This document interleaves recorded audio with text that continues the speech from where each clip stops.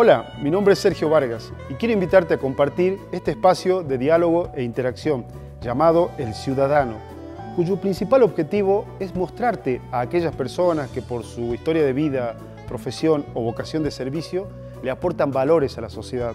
Porque vos y yo tenemos un gran desafío, dejar de ser habitantes para ser ciudadanos.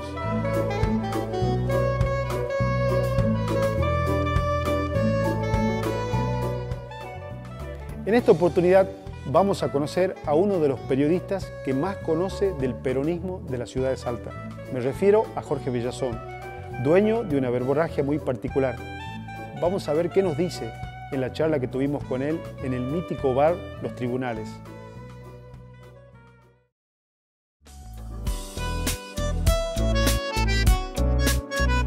El periodista Jorge Villazón, nacido en Rosario de Santa Fe, llegó a Salta hace 38 años y como muchos otros que nacieron en otras provincias, pero que hoy viven en nuestra ciudad, quedó seducido por el paisaje, su clima y su gente.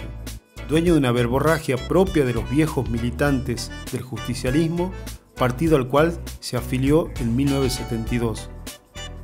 En Salta fundó FM La Cigarra, con un sello que Jorge define como un discurso político.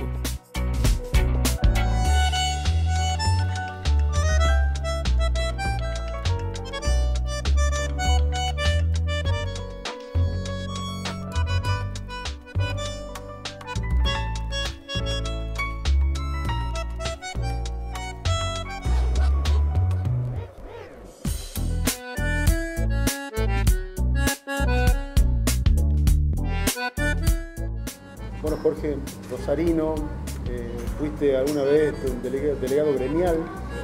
De la Federación Agraria Argentina, sí, yo era un delegado gremial. En la provincia de Buenos Aires fue eso.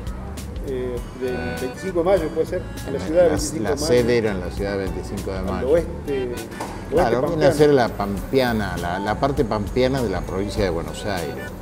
Contame, Jorge, ¿por qué te viniste a Salta y por qué te quedaste? Bueno, no, vine por tareas propias de la Federación Agraria Argentina, acompañando al presidente de la Federación Agraria, que era Humberto Bolando, y que estaba creando aquí una filial de la Federación Agraria. En el año 78 me invitó a venir para después del Mundial, que empezaban las vacaciones de invierno. Yo en esa época trabajaba en Bahía Blanca. Le dije que sí, me invitó a que vaya a Buenos Aires y que venga con él en el avión. Le dije que no, porque iba a venir con mi esposa. Yo tenía 2 hijos en ese momento. Entonces dejaba a mis hijos en la casa de mi padre y mis suegros y me venía a pasear. Teníamos 2 semanas de las vacaciones. La primera semana estuve trabajando y la segunda haciéndole prensa al presidente. Me acuerdo que en esa época era bastante fácil, ¿no? Estaba Radio Nacional, Radio Salta, Canal 11, El Intransigente y El Tribuno. Se acababa ahí. El Tribuno ya estaba en Limache en esa época. Y entonces llegué, la primera semana trabajé y la segunda semana paseé. Yo venía de Bahía Blanca y estaba un poco, digamos, desencantado por el clima hostil de Bahía Blanca, mucho viento, mucho frío, a pesar de que me gustaba mucho el mar y yo era buen navegante, ¿no? Buenas tardes. Buenas tardes, señor. Buen navegante y aparte me gustaba navegar. Sin embargo, no me compensaba la parte climática, ¿no? Bueno, llegué aquí y me fui a pasear por el... Está bien, gracias. Gracias, muy amable. Y me fui a pasear por el interior y por Jujuy y todo. Y decidí, sobre todo porque quedé enamorado por el clima y además porque sentía algo que me atraía y quizás era la historia. Yo tengo un abuelo con historia en Salta. Ah, sí. Claro, un hombre que tuvo que exiliarse desde Bolivia por razones políticas. Ah, de tu apellido Villazón. Claro, mi abuelo era... ¿Fundó Villazón? Sí, no. Mi abuelo no. Mi abuelo era el hijo de quien había sido presidente y ese fue el que, luego de ser presidente, siendo canciller plenipotenciario, trazó los límites con Argentina y con Paraguay. Y en homenaje a eso se le hizo a su presidencia, Eliodoro Villazón recibió el nombre ese. Bueno, pero Él vino aquí tuvo problemas con la Policía Federal y demás y todo. Era un hombre muy revolucionario, muy especial. Mi abuelo, ¿no? El otro había muerto ya. Y entonces, no sé, había como una cosa rara. Yo quería sentarme en un banco de la Plaza 9 de Julio porque él ahí se había sentado cuando la Policía Federal lo llevó por indocumentado, obviamente, ¿no? Y bueno, y eso quizás empezó a funcionar todo eso y me gustó. Me quedé. Acá tuve 2 hijas, ya tenía 2 hijos, un varón y una mujer. Acá tuve 2 nenas, hoy son madre de mis nietos. Y bueno, esa es la historia sucinta. He trabajado mucho en el periodismo acá en Salta. Jorge, fui jefe de redacción del diario El Tribuno. Sí, ahí te quería preguntar cómo fue tu incursión, tu vínculo con el mundo del periodismo, porque bueno, vos sos Bueno, yo comencé en este bar. Mirá vos. Aquí comencé. Aquí me relacioné con un grupo político, algunos de los cuales están en esta galería, ¿no? Como el caso de Pedro González y el caso de Carlos, allí, ¿no? Carlitos Caro, que era un candidato a gobernador de un grupo político del peronismo que iba contra de Roberto Romero. Y acá creamos un diario, el diario El Pueblo, cuya historia sucinta no te la voy a decir tampoco.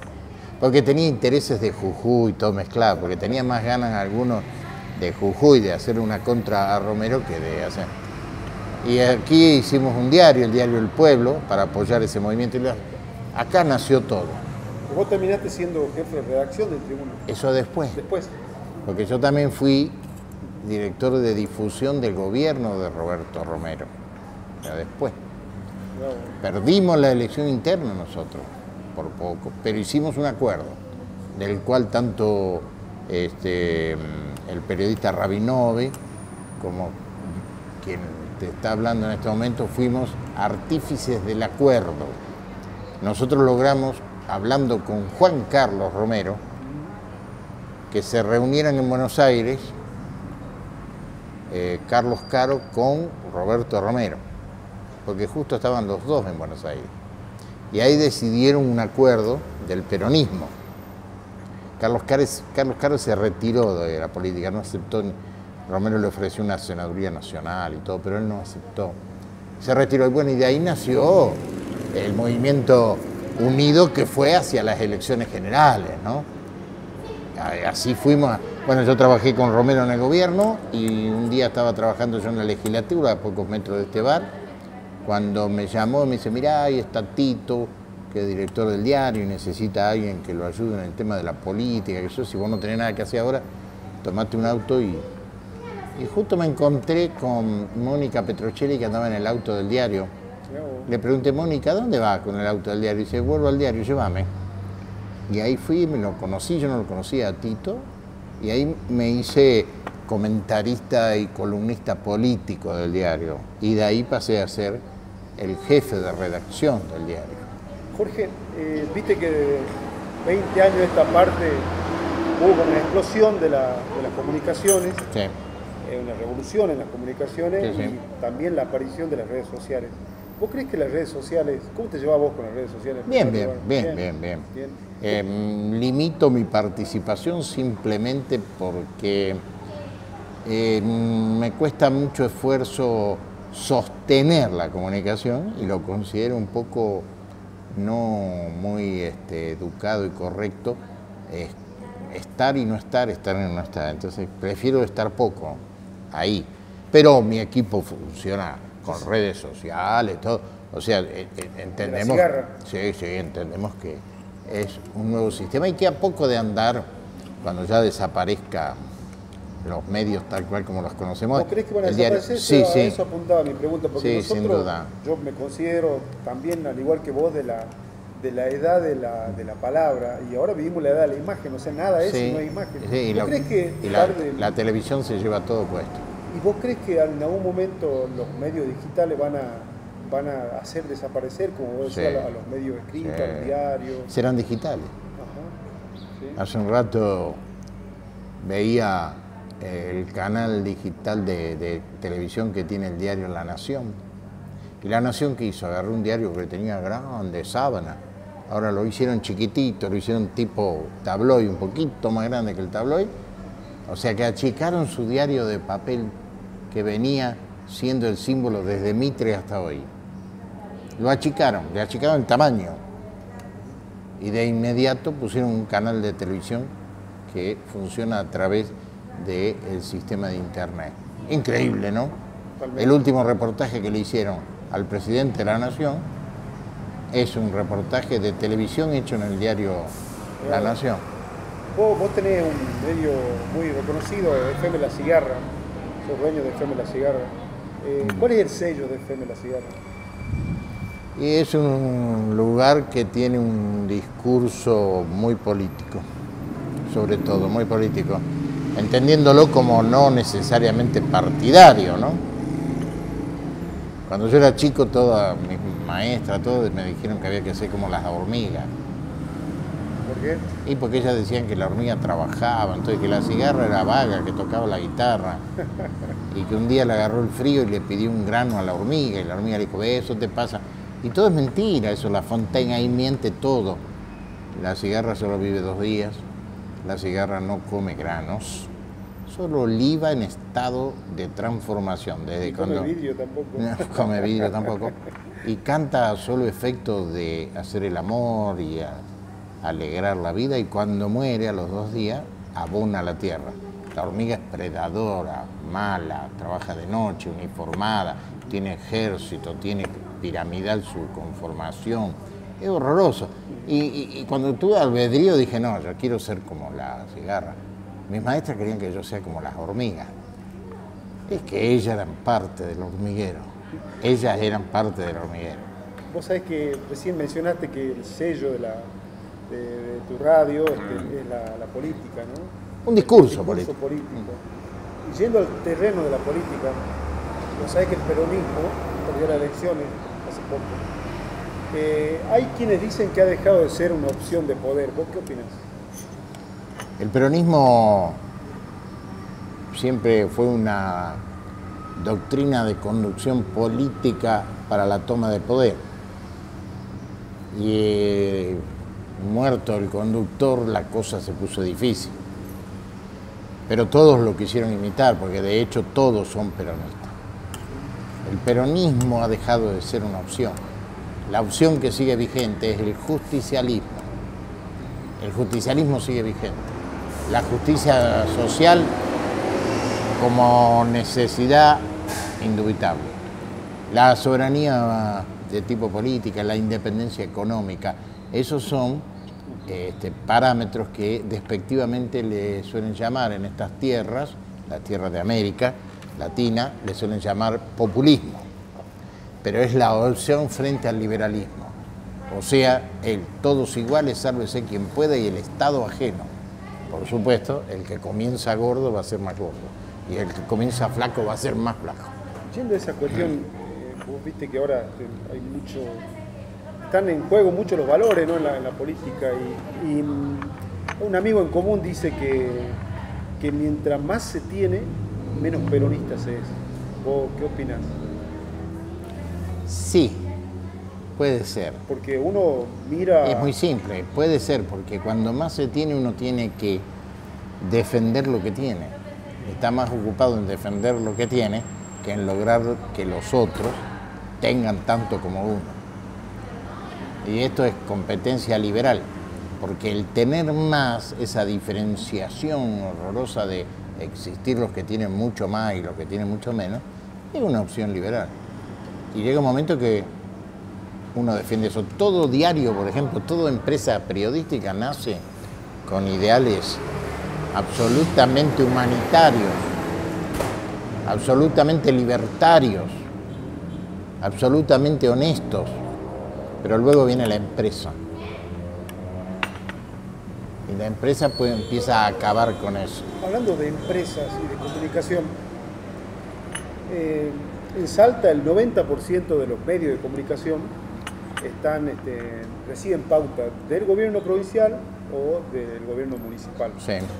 eso condiciona la libertad de expresión. ¿Alguna vez alguien a vos te llamó, te dijo, Jorge, no puedes decir eso? ¿Te llamó alguna vez alguien? Sí, sí, me han llamado muchas veces. ¿Sí? ¿Puede dar un ejemplo? Y muchas veces. Por ejemplo, durante 8 años no tuve una sola pauta, ni municipal ni provincial. ¿Durante el gobierno de 8 quién? años. El gobierno de Hernán Cornejo, el gobierno de Ulloa y los gobiernos municipales que acompañaron esos dos gobiernos, que en un caso fue el capitán Montoya y demás. Y hubo periodistas que eran los, y que hoy están entre nosotros, que eran los que me negaron las pautas, 8 años. ¿Por qué? ¿Por decir lo que vos pensabas? Por no seguir los lineamientos del gobierno de turno. Y en los gobiernos de Juan Carlos Romero y el gobierno del actual gobernador Juan Manuel Urtubey, varias veces he tenido esa circunstancia de que esto no nos gusta, ¿por qué decís esto? Bueno, lo que pasa es que para mal de mío personal y para ellos como problema, ahora ya estoy más viejo, más curtido, más duro y ahora les quiero hacer entender que es válido que me escuchen, no que me censuren. Jorge, hace poco... Les quiero demostrar que pueden sacar más beneficio de escucharme que de censurarme. Y creo que en el fondo lo entienden. Hace poco se publicó una encuesta realizada por jóvenes de la Universidad Católica de Salta, y de esa encuesta surge de que la mayor preocupación que tienen hoy los salteños es la inseguridad y las drogas. Si vos serías el gobernador de la provincia, ¿qué harías? ¿Qué implementaría o qué, no siendo gobernador, qué le sugeriría a los gobiernos? ¿Qué medidas tomar para combatir esos problemas? Bueno, en principio ayudar a quienes están en situación de crisis personal, que pueden ser o drogadictos o personas que han elegido la violencia como modo de vivir, o sea, en principio ayudarlos. Pero luego tengo que ir a atacar las razones, y las razones son las mismas. ¿De dónde salen los drogadictos peligrosos y los delincuentes de la inseguridad que la gente de Salta tiene miedo? ¿De dónde salen? No son los delincuentes del gobierno, los de los bancos, no, eso no. A eso no le tienen miedo a la gente. La gente le tiene miedo al pibe chorro, al changuito que viene con la gorrita. ¿Y eso de dónde salen? De la pobreza salen. Son las juventudes sin opción. Salen de la pobreza. Entonces hay que atacar la pobreza. Hay 1 millón de chicos que son los famosos ni estudian ni trabajan. Pero claro, pero porque no quieren, sino porque no se puede. En el país, ¿no? Sí, no se puede. Porque vienen de lugares donde no se puede dar el lujo de mandar a un chico a estudiar ni nada. Y tampoco consiguen trabajo. Pero de ahí está. La gente cuando dice la inseguridad, la sensación de inseguridad que existe, está claro, todo el mundo se ríe de eso. Muere más gente de accidentes de auto que por acciones de inseguridad delincuencial. Pero resulta que nadie deja de andar en auto. Sin embargo, todos tratamos de no ir por la noche por lugares oscuros, porque tenemos la sensación de la inseguridad. Mientras que corremos más riesgo en el auto, en el colectivo y cruzando la calle, porque la estadística lo indica. Pero la sensación de inseguridad está ligada exactamente a la marginalidad. Y la gente, en vez de decir, bueno, vamos a enrolarnos a pelear contra las marginalidades, vamos a buscar las soluciones, se le ocurre creer de que la policía es la solución. Y yo siempre pregunto, ¿de dónde sale la policía? ¿Ustedes se pusieron a averiguar? ¿Cuántos policías de hoy han nacido en el barrio El Tipal? Preguntemos. Y digo esta exageración, porque después me voy a otros barrios. ¿Qué chico que viene de una familia de 3 cerritos quiere ser policía? La policía y el delincuente tienen un lugar común, las marginalidades. Hay que acabar con las marginalidades. Jorge, la última. Vos sabés que nosotros venimos transitando etapas en la democracia. de una democracia delegativa a una democracia, considero yo hoy, participativa. Creo que hace falta participar, esencialmente eso es lo que apunta, eso es lo que apuntamos con esta charla, ¿no? Fomentar esto, convertirnos en ciudadanos. ¿Vos te considerás un buen ciudadano, Jorge? Sí, por supuesto. ¿Por qué? Porque, por sobre todas las cosas, soy solidario. Y esa es la primera conducta, porque ciudadano significa vivir en un lugar común. Nadie puede pretenderse un buen integrante de una ciudadanía si no tiene un efecto solidario, si no encuentra en el otro, el hermano. Y el otro puede ser un delincuente, puede ser el presidente del banco, el otro, puede ser vecino, puede ser un tipo lejano. Y yo soy un tipo solidario en mi accionar, pienso en el conjunto, actúo, cumplo con todo aquello que tiene que ver con la solidaridad en el tránsito, la solidaridad a pagar los impuestos, la solidaridad en cuanto a no agredir los espacios, las propiedades y la vida de los demás. Y además pretendo que todos piensen en esto como el modo de ser ciudadano. Por eso soy buen ciudadano, incluso hasta voy y voto, mira, con eso te digo todo. Jorge, muchísimas gracias, la verdad que fue una charla muy linda, yo tenía muchas ganas de hablar con vos, me parece una de las personas, uno de los 3 periodistas de la vieja guardia más importante de la ciudad, así que te quería agradecer mucho este momento compartido en un lugar mítico como es. De los viejos periodistas soy el único que no ha caído en la trampa de ser empresario. Muchas gracias, Jorge. Voy a pedir un sándwich de pebete, de salame con pebete. Es el sándwich que yo pedí acá todas las tardes cuando venía, más o menos a esta hora, ¿sí? a hacer un tentepié, ¿no? A esta hora con una naranja chani de aquel entonces. Muchas gracias, Jorge. Carlito.